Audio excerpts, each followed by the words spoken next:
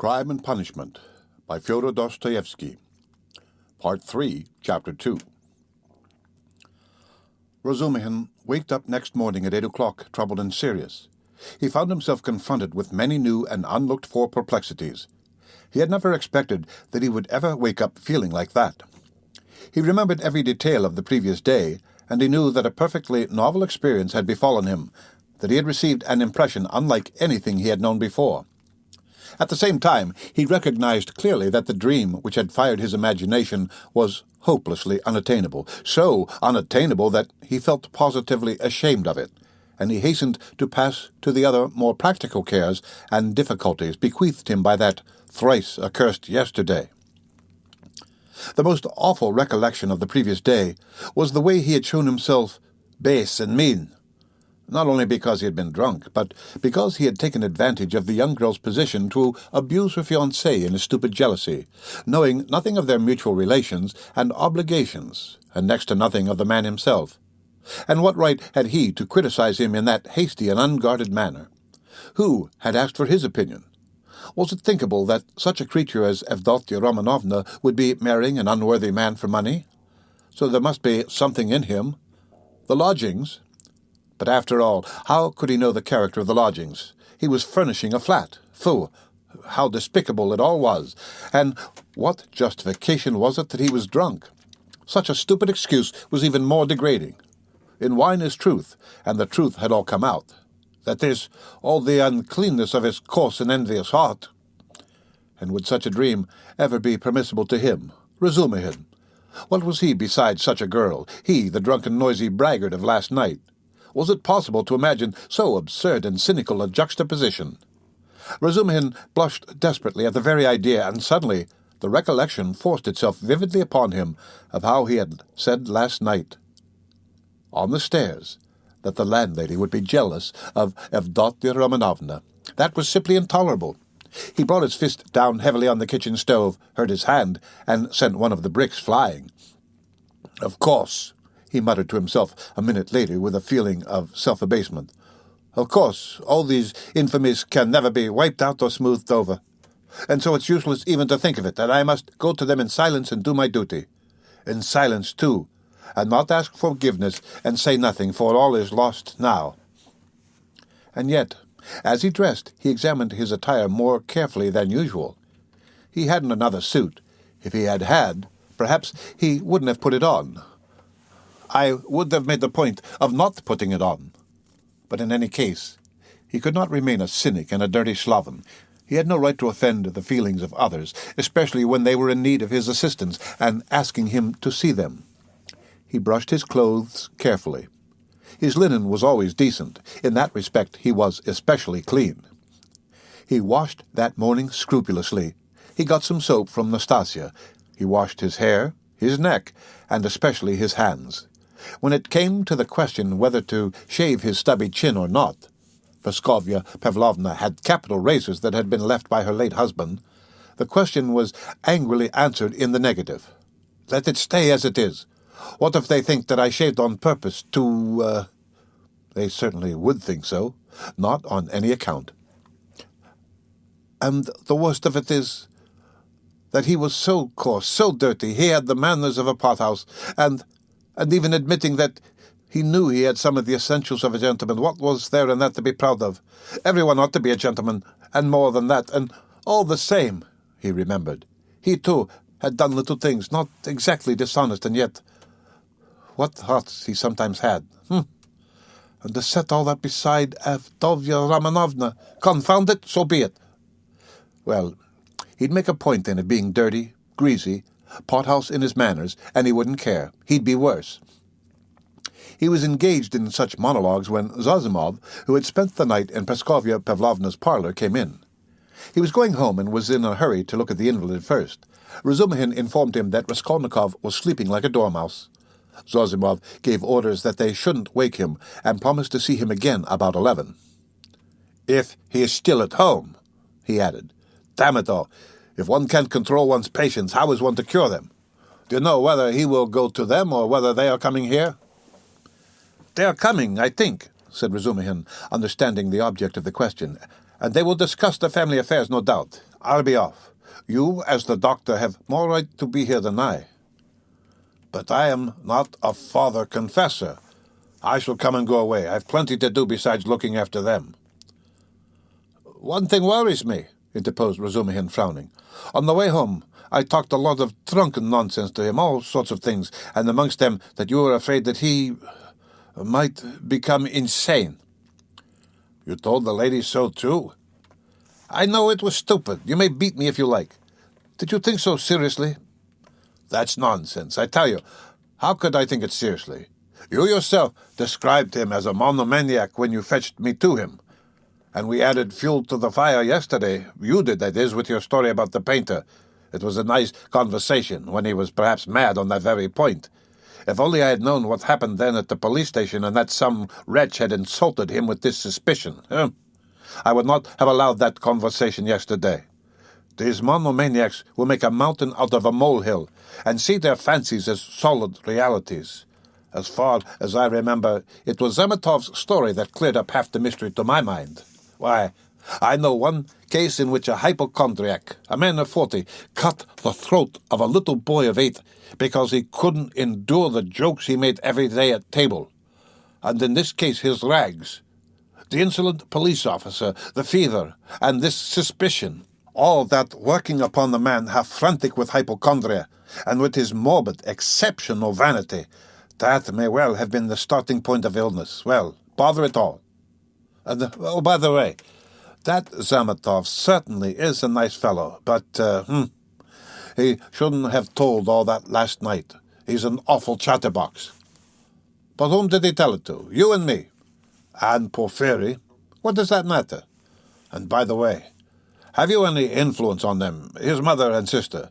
Tell them to be more careful with him today. They'll get on all right, Razumikhin answered reluctantly. Why is she so set against this Lutzin?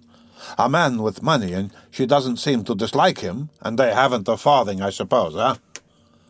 But what business is it of yours? Razumikhin cried with annoyance. How can I tell whether they've a farthing? Ask them yourselves, and perhaps you'll find out. Ha! What an ass you are sometimes. Last night's wine has not gone off yet. Goodbye.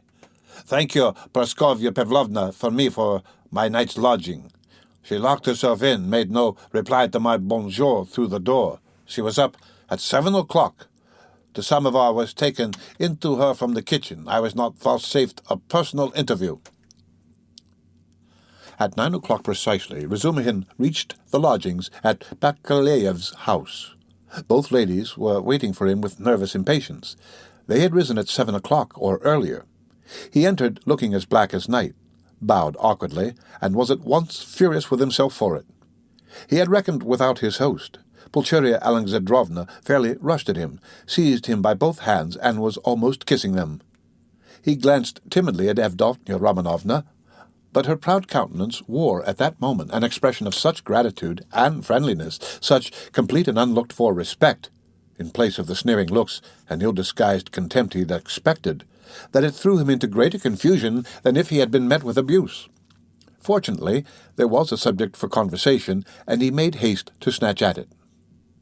Hearing that everything was going well and that Rodya had not yet waked, Pulcheria Alexandrovna declared that she was glad to hear it, because she had something which it was very, very necessary to talk over beforehand.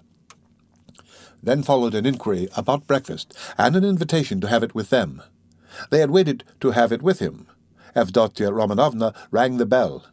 It was answered by a ragged, dirty waiter, and they asked him to bring tea, which was served at last, but in such a dirty and disorderly way that the ladies were ashamed. Razumikhin vigorously attacked the lodgings, but remembering Lutzin, stopped in embarrassment, and was greatly relieved by Pulcheria Alexandrovna's questions, which showered in a continual stream upon him. He talked for 3/4 of an hour, being constantly interrupted by their questions, and succeeded in describing to them all the most important facts he knew of the last year of Raskolnikov's life, concluding with a circumstantial account of his illness.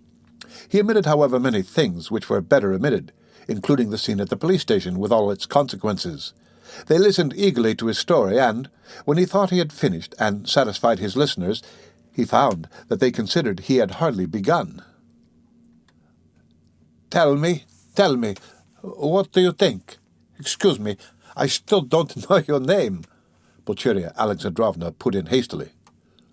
Dmitri Prokofitch. I should like very much to know, Dmitri Prokofitch, how he looks on things in general now. That is, how can I explain? What are his likes and dislikes? Is he always so irritable? Tell me, if you can, what are his hopes and, so to say, his dreams? Under what influences is he now? In a word, I should like... Ah, mother, how can he answer all that at once? Observed Dunya. Good heavens, I had not expected to find him in the least like this, Dmitri Prokofitch. Naturally, answered Razumikhin. I have no mother, but my uncle comes every year, and almost every time he can scarcely recognize me, even in appearance, though he is a clever man, and your 3 years' separation means a great deal. What am I to tell you? I have known Rodion for 1.5 years. He is morose, gloomy, proud and haughty, and of late, and perhaps for a long time before, he has been suspicious and fanciful. He has a noble nature and a kind heart. He does not like showing his feelings, and would rather do a cruel thing than open his heart freely. Sometimes, though, he is not at all morbid, but simply cold and inhumanly callous. It's as though he were alternating between two characters. Sometimes he is fearfully reserved. He says he is so busy that everything is a hindrance, and yet he lies in bed doing nothing. He doesn't jeer at things, not because he hasn't the wit, but as though he hadn't time to waste on such trifles. He never listens to what is said to him. He is never interested in what interests other people at any given moment. He thinks very highly of himself, and perhaps he is right. Well, what more? I think your arrival will have a most beneficial influence upon him. God grant it may, cried Pulcheria Alexandrovna, distressed by Razumikhin's account of her Rodya. And Razumikhin ventured to look more boldly at Avdotya Romanovna at last. He glanced at her often while he was talking, but only for a moment, and looked away again at once. Avdotya Romanovna sat at the table, listening attentively, then got up again and began walking to and fro, with her arms folded and her lips compressed, occasionally putting in a question without stopping her walk. She had the same habit of not listening to what was said. She was wearing a dress of thin, dark stuff, and she had a white transparent scarf round her neck. Razumikhin soon detected signs of extreme poverty in their belongings. Had Avdotya Romanovna been dressed like a queen, he felt that he would not be afraid of her. But perhaps just because she was poorly dressed, and that he noticed all the misery of her surroundings, his heart was filled with dread, and he began to be afraid of every word he uttered, every gesture he made, which was very trying for a man who already felt diffident. "You've told us a great deal that is interesting about my brother's character, and have told it impartially. I am glad. I thought that you were too uncritically devoted to him," observed Avdotya Romanovna with a smile. "I think you are right, that he needs a woman's care," she added thoughtfully. "I didn't say so, but I dare say you are right, only, What?"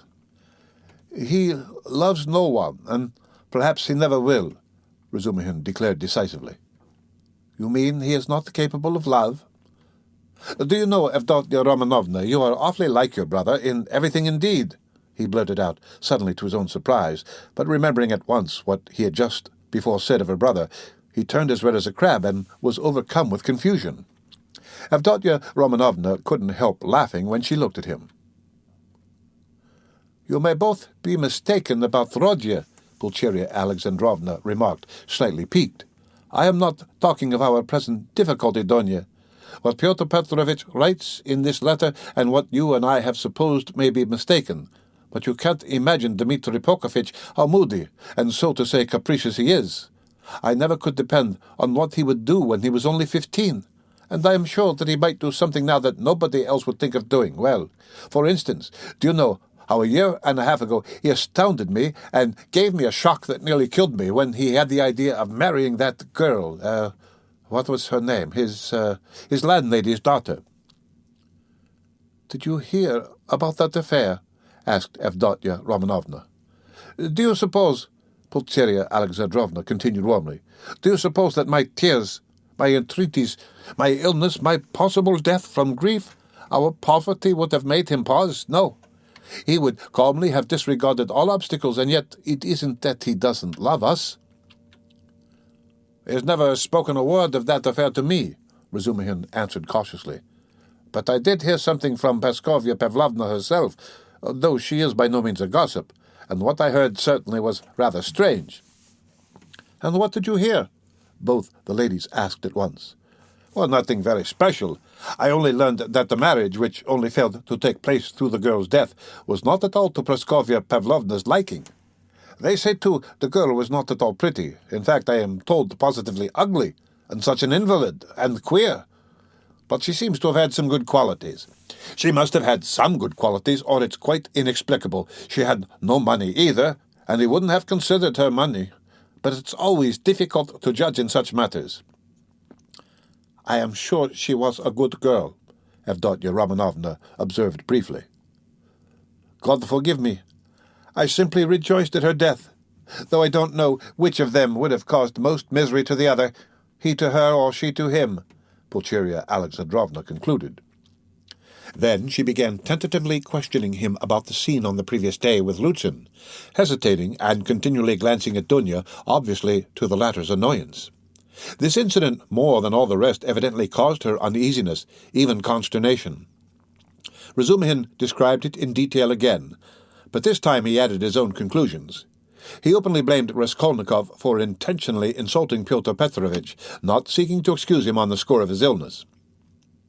He had planned it before his illness, he added. I think so too, Pulcheria Alexandrovna agreed with a dejected air. But she was very much surprised at hearing Razumikhin express himself so carefully, and even with a certain respect, about Pyotr Petrovitch. Avdotya Romanovna, too, was struck by it. So, this is your opinion of Pyotr Petrovitch? Pulcheria Alexandrovna could not resist asking. I can have no other opinion of your daughter's future husband, Razumikhin answered firmly and with warmth. And I don't say it simply from vulgar politeness, but simply because Avdotya Romanovna has of her own free will deigned to accept this man. If I spoke so rudely of him last night, it was because I was disgustingly drunk and mad besides. Yes, mad, crazy. I lost my head completely, and this morning I am ashamed of it. He crimsoned and ceased speaking. Avdotya Romanovna flushed, but did not break the silence. She had not uttered a word from the moment they began to speak of Lutzen. Without her support, Pulcheria Alexandrovna obviously did not know what to do. At last, faltering and continually glancing at her daughter, she confessed that she was exceedingly worried by one circumstance. You see, Dmitri Prokofitch, she began. I'll be perfectly open with Dmitri Prokofitch, Dunya. Of course, mother, said Avdotya Romanovna emphatically. This is what it is, she began in haste, as though the permission to speak of her trouble lifted a weight off her mind. Very early this morning we got a note from Pyotr Petrovitch and replied to our letter announcing our arrival. He promised to meet us at the station, you know. Instead of that, he sent a servant to bring us the address of these lodgings and to show us the way, and he sent a message that he would be here himself this morning. But this morning this note came from him. You'd better read it yourself. There is one point in it which worries me very much. You'll soon see what it is, and tell me your candid opinion, Dmitri Prokofitch. You know Rodya's character better than anyone, and no one can advise us better than you can. Dunya, I must tell you, made her decision at once, but I still don't feel sure how to act, and I've been waiting for your opinion. Razumikhin opened the note, which was dated the previous evening, and read as follows. Dear Madam Pulcheria Alexandrovna, I have the honor to inform you that, owing to unforeseen obstacles, I was rendered unable to meet you at the railway station. I sent a very competent person with the same object in view. I likewise shall be deprived of the honor of an interview with you tomorrow morning by business in the Senate that does not admit of delay, and also that I may not intrude on your family circle while you are meeting your son and Avdotya Romanovna, her brother. I shall have the honor of visiting you and paying you my respects at your lodgings not later than tomorrow evening at 8 o'clock precisely, and herewith I venture to present my earnest and, I may add, imperative request that Rodion Romanovich may not be present at our interview, as he offered me a gross and unprecedented affront on the occasion of my visit to him in his illness yesterday. And moreover, since I desire from you personally an indispensable and circumstantial explanation upon a certain point, in regard to which I wish to learn your own interpretation, I have the honor to inform you in anticipation that if, in spite of my request, I meet Rodion Romanovich, I shall be compelled to withdraw immediately, and then you have only yourself to blame. I write on the assumption that Rodion Romanovich, who appeared so ill at my visit, suddenly recovered 2 hours later, and so, being able to leave the house, may visit you also. I was confirmed in that belief by the testimony of my own eyes in the lodging of a drunken man who was run over and has since died, to whose daughter, a young woman of notorious behavior, he gave 25 rubles on the pretext of the funeral, which gravely surprised me, knowing what pains you were at to raise that sum. Herewith, expressing my special respect to your estimable daughter, Avdotya Romanovna, I beg you to accept the respectful homage of your humble servant, Pyotr Lutzin. What am I to do now, Dmitri Prokofitch? Began Pulcheria Alexandrovna, almost weeping. How can I ask Rodya not to come? Yesterday he insisted so earnestly on our refusing Pyotr Petrovitch, and now we are ordered not to receive Rodya. He will come on purpose if he knows, and what will happen then? Act on Avdotya Romanovna's decision, Razumikhin answered calmly at once. Oh, dear me. She says... Goodness knows what she says. She doesn't explain her object. She says that it would be best at least... Not that it would be best, but that it's absolutely necessary that Rodya should make a point of being here at 8 o'clock, and that they must meet. I didn't want even to show him the letter, but to prevent him from coming by some stratagem with your help, because he is so irritable. Besides, I don't understand about that drunkard who died and that daughter, and how he could have given the daughter all the money which cost you such sacrifice, mother, put in Avdotya Romanovna. He was not himself yesterday, Razumikhin said thoughtfully. If you only knew what he was up to in a restaurant yesterday, though there was sense in it, too. We did say something as we were going home yesterday evening about a dead man and a girl, but I didn't understand a word. But last night I myself... The best thing, mother, will be for us to go to him ourselves, and there I assure you we shall see at once what's to be done. Besides, it's getting late. Good heavens, it's past 10, she cried, looking at a splendid gold-enamelled watch which hung round her neck on a thin Venetian chain and looked entirely out of keeping with the rest of her dress. A present from her fiancé, thought Razumikhin. We must start, Dunya, we must start, her mother cried in a flutter. He will be thinking we are still angry from yesterday from our coming so late. Merciful heavens! While she said this, she was hurriedly putting on her hat and mantle. Dunya, too, put on her things. Her gloves, as Razumikhin noticed, were not merely shabby, but had holes in them, and yet this evident poverty gave the two ladies an air of special dignity which is always found in people who know how to wear poor clothes. Razumikhin looked reverently at Dunya and felt proud of escorting her. The queen who mended her stockings in prison, he thought, must have looked every inch a queen, and even more a queen than at sumptuous banquets and levees. My God! Exclaimed Pulcheria Alexandrovna. Little did I think that I should ever fear seeing my son, my darling, darling Rodya. I am afraid, Dmitri Prokofitch, she added, glancing at him timidly. Don't be afraid, mother, said Dunya, kissing her. Better have faith in him. Oh, dear, I have faith in him, but I haven't slept all night, exclaimed the poor woman. They came out into the street. Do you know, Dunya, when I dozed a little this morning, I dreamed of Marfa Petrovna. She was all in white. She came up to me, took my hand, and shook her head at me, but so sternly as though she were blaming me. Is that a good omen? Oh, dear me. You don't know, Dmitri Prokofitch, that Marfa Petrovna is dead. No, I didn't know. Who is Marta Petrovna? She died suddenly, and only fancy. Afterwards, Mamma, put in Dunya. He doesn't know who Marfa Petrovna is. Ah, you don't know? And I was thinking that you knew all about us. Forgive me, Dmitri Prokofitch. I don't know what I am thinking about these last few days. I look upon you really as a providence for us, and so I took it for granted that you knew all about us. I look on you as a relation. Don't be angry with me for saying so. Dear me, what's the matter with your right hand? Have you knocked it? Yes, I bruised it, muttered Razumikhin, overjoyed. I sometimes speak too much from the heart, so that Dunya finds fault with me. But, dear me, what a cupboard he lives in. I wonder whether he is awake. Does this woman, his landlady, consider it a room?